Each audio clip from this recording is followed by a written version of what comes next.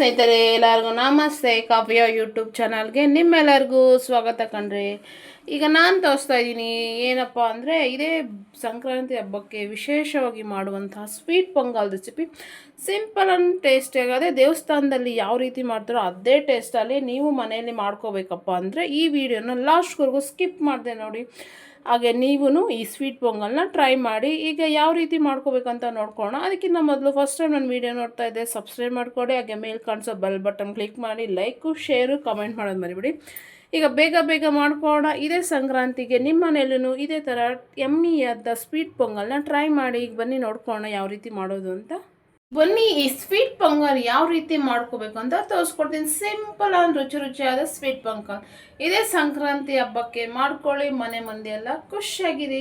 ಈಗ ನೋಡಿ, ಸ್ವೀಟ್ ಪೊಂಗಲ್ ಮಾಡ್ಕೊಳಕ್ಕೆ ನಾನು 1 ಲೋಟ ಆಗೋಷ್ಟು ಹೆಸರುಬೇಳೆ ತೊಗೊಂಡಿದ್ದೀನಿ. ಅದೇ ಲೋಟದಲ್ಲಿ 1 ಲೋಟ ಆಗೋಷ್ಟು ಅಕ್ಕಿ ತೊಗೊಂಡಿದ್ದೀನಿ. ಸೇಮ್ ಅಳತೆ ಪ್ರಮಾಣ ತೊಗೊಂಡು ಮಾಡ್ಕೋಬೇಕು. ಆಗಲೇ ನಮಗೆ ಈ ಸ್ವೀಟ್ ಪೊಂಗಲ್ ಅನ್ನೋದು ರುಚಿ ಚೆನ್ನಾಗಿರುತ್ತೆ. ಈಗ ಒಂದು ಬೌಲ್ ತೊಗೊಂಡು ಹೆಸರುಬೇಳೆ ಮತ್ತು ಅಕ್ಕಿನ ನೀಟಾಗಿ ವಾಶ್ ಮಾಡ್ಕೊಳ್ಳೋಣ ಮೊದಲಿಗೆ. ಈಗ ನೋಡಿ, ನಾನು ನೀಟಾಗಿ ವಾಶ್ ಮಾಡ್ಕೊಂಡು ಈಗ ನಾವು ಸ್ವೀಟ್ ಪೊಂಗಲ್ನ ರೆಡಿ ಮಾಡ್ಕೊಂಡು ಬನ್ನಿ.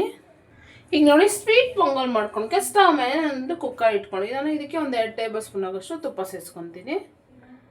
ಈಗ ನಾವು ಮೊದಲೇ ವಾಶ್ ಮಾಡಿ ಇಟ್ಕೊಂಡಿದ್ರಲ್ಲ ಅಕ್ಕಿ ಮತ್ತು ಹೆಸರುಬೇಳೆನ ಅದನ್ನ ಸೇರಿಸ್ಕೊಳ್ಳೋಣ.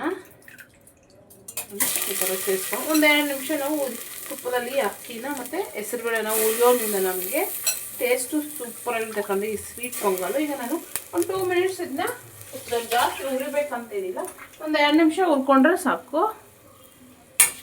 ನೋಡಿ, ಈ ಥರ ಒಂದು 2 ನಿಮಿಷ ಹುರ್ಕೊಳ್ಳಿ.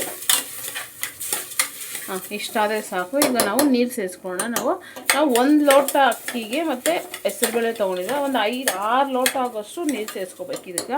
ಈಗ ನಾನು 6 ಲೋಟ ಆಗೋಷ್ಟು ನೀರು ಸೇರಿಸ್ಕೊತೀನಿ ನೋಡಿ.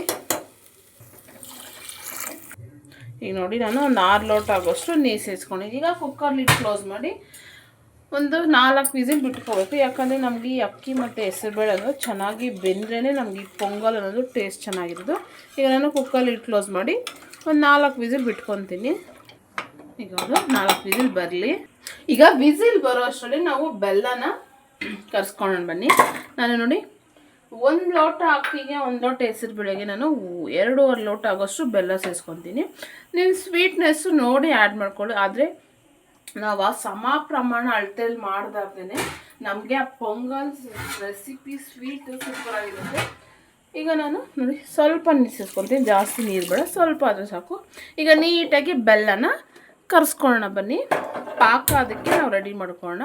ಪಾಕ ಅಂದರೆ ಪಾಕ ಬರೋದು ಬೇಡ, ಪಾಕ ಅದಕ್ಕೆ ರೆಡಿ ಮಾಡ್ಕೊಳ್ಳೋಣ. ಈಗ ಬೆಲ್ಲನ ಚೆನ್ನಾಗಿ ಇದು ಮಾಡ್ಕೊಂಡು ಕರ್ಸ್ಕೊಳ್ಳೋಣ. ಈಗ ನೋಡಿ, ನಮಗೆ ಬೆಲ್ಲ ಅನ್ನೋದು ಚೆನ್ನಾಗಿ ಕರ್ಕೊಂಡು ಮ್ಯಾಶ್ ಆಗಿದೆ. ಈಗ ನಾವು ಫ್ಲೇಮ್ ಕಮ್ಮಿ ಇಟ್ಕೊಂಡು ಈ ಕಡೆ ವಿಸಿಲೂ ಬಂದಿದೆ. ಈಗ ನಾವು ನಿಮಗೆ ಅಕಸ್ಮಾತ್ ಬೆಲ್ಲದಲ್ಲಿ ಕಲ್ಲು ಮಣ್ಣು ಏನಾದರೂ ಇದೆ ಅನಿಸಿದ್ರೆ ನೀವು ಫಿಲ್ಟರ್ ಮಾಡಿಕೊಂಡು ಆ್ಯಡ್ ಮಾಡ್ಕೊಳ್ಳಿ. ಈಗ ಇದರಲ್ಲಿ ಏನೂ ಇಲ್ಲ. ಈಗ ನಾನು ಬೇಯಿಸಿಟ್ಕೊಂಡಿರುವಂಥ ಅಕ್ಕಿ ಮತ್ತು ಹೆಸರುಬೇಳೆನ ಸೇರಿಸ್ಕೊಳ್ಳೋಣ. ಈಗ ನೋಡಿ, ನೀಟಾಗಿ ಚೆನ್ನಾಗಿ ಬೆಂದ್ಕೊಂಡಿದೆ. ಈಗ ನಾನು ಸೇರಿಸ್ಕೊತೀನಿ. ನಿಮಗೆ ದೇವಸ್ಥಾನದಲ್ಲಿ ಟೇಸ್ಟು ಬರೋಂಗೆ ಮನೆಯಲ್ಲಿ ಯಾಕೆ ಬರ್ತಾಯಿಲ್ಲ ಅಂತ ಯೋಚನೆ ಮಾಡ್ತಾ ಇರ್ತೀರ. ಅದೇನು ಕಾರಣಪ್ಪ ಅಂದರೆ ನೀವು ಎಲ್ಲ ಹಾಕಿ ಮಾಡ್ತೀರಾ, ಆದರೂ ಟೇಸ್ಟ್ ಬರಲ್ಲ. ಅಂದರೆ ನಾನು ತೋರಿಸಿರೋ ಅಳತೆಯಲ್ಲಿ ನೋಡಿಕೊಂಡು ಈ ಥರ ಪೊಂಗಲ್ ಈ ಸಂಕ್ರಾಂತಿ ಟ್ರೈ ಮಾಡಿ. ಸೇಮ್ ದೇವಸ್ಥಾನದಲ್ಲಿ ಯಾವ ರೀತಿ ಟೇಸ್ಟ್ ಇರುತ್ತೋ ಅದೇ ರೀತಿ ಈ ಸ್ವೀಟ್ ಪೊಂಗಲ್ ಅನ್ನೋದು ಇರುತ್ತೆ. ಈಗ ಇದನ್ನು ನಾವು 5 ಮಿನಿಟ್ಸ್ ಚೆನ್ನಾಗಿ ಕುದಿಸ್ಕೊಳ್ಳೋಣ.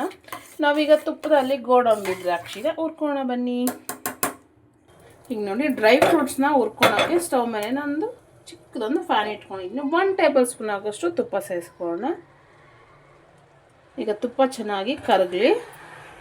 ಈಗ ನೋಡಿ, ತುಪ್ಪ ಚೆನ್ನಾಗಿ ಕರಗಿದೆ. ಗೋಡಂಬಿ ಮತ್ತು ಒಣ ದ್ರಾಕ್ಷಿ ಸೇರಿಸ್ಕೊತೀನಿ. ನಿಮ್ಮ ಹತ್ರ ಬೇರೆ ಥರ ಡ್ರೈ ಫ್ರೂಟ್ಸ್ ಇದೆ, ನೀವು ಅದನ್ನು ಆ್ಯಡ್ ಮಾಡ್ಕೋಬೋದು, ಇಲ್ಲಾಂದರೆ ಇಷ್ಟೇ ಸಾಕು. ಹಾಗೆ ಹಸಿ ಕೊಬ್ಬರಿನ ನಾನು ಈ ಥರ ಚಿಕ್ಕದಾಗಿ ಕಟ್ ಮಾಡ್ಕೊಂಡಿದ್ದೀನಿ, ಅದನ್ನು ಸೇರಿಸ್ಕೊತೀನಿ. ಈ ಹಸಿ ಕೊಬ್ಬರಿ ಸೇರಿಸೋದ್ರಿಂದ ನಮಗೆ ಫ್ಲೇವರು ಟೇಸ್ಟು ನೆಕ್ಸ್ಟ್ ಲೆವೆಲ್ ಇರುತ್ತೆ. ಈಗ ನಾನು ಗೋಲ್ಡನ್ ಕಲರ್ ಬರೋವರೆಗೂ ಚೆನ್ನಾಗಿ ಫ್ರೈ ಮಾಡ್ಕೊಳ್ಳಿ ಇದನ್ನು. ಈಗ ನೋಡಿ, ಗೋಲ್ಡನ್ ಕಲರ್ ಬಂದಿದೆ. ಈಗ ಸ್ಟವ್ ಆಫ್ ಮಾಡ್ಕೊಳ್ಳಿ. ಈ ಕಡೆ ಈ ಸ್ವೀಟ್ ಪೊಂಗಲ್ ಜೊತೆ ಸೇರಿಸ್ಕೊಳ್ಳೋಣ ಏಲಕ್ಕಿ, ಸ್ವಲ್ಪ ಒಣ ಕೊಬ್ಬರಿ ಸೇರಿಸ್ಕೊಳ್ಳಿ. ಈಗ ಮಿಕ್ಸ್ ಮಾಡ್ಕೊಂಡು ಸ್ಟವ್ ಆಫ್ ಮಾಡಿಕೊಂಡ್ರೆ ಈ ಥರ ಮಿಕ್ಸ್ ಮಾಡಿ ಸ್ಟವ್ ಆಫ್ ಮಾಡ್ಕೊಳ್ಳಿ. ಸ್ವಲ್ಪ ತಣ್ಣಗಾದ್ಮೇಲೆ ಟೇಸ್ಟ್ ಮಾಡಿ ಕಳೆದೋಗ್ತೀರ, ಅಷ್ಟು ರುಚಿಯಾಗಿರುತ್ತೆ. ನಿಮ್ಮ ಮನೆಯಲ್ಲೂ ಇದೇ ಥರ ಈ ಸಂಕ್ರಾಂತಿ ಹಬ್ಬಕ್ಕೆ ಟ್ರೈ ಮಾಡಿ ಟೇಸ್ಟ್ ನೋಡಿ ಹೇಗೆ ಬಂತು ಅಂತ ಕಮೆಂಟ್ ಮೂಲಕ ತಿಳಿಸಿ. ಈಗಂತೂ ಬಾಯ್, ಮುಂದಿನ ವಿಡಿಯೋದಲ್ಲಿ ಸಿಗ್ತೀನಿ.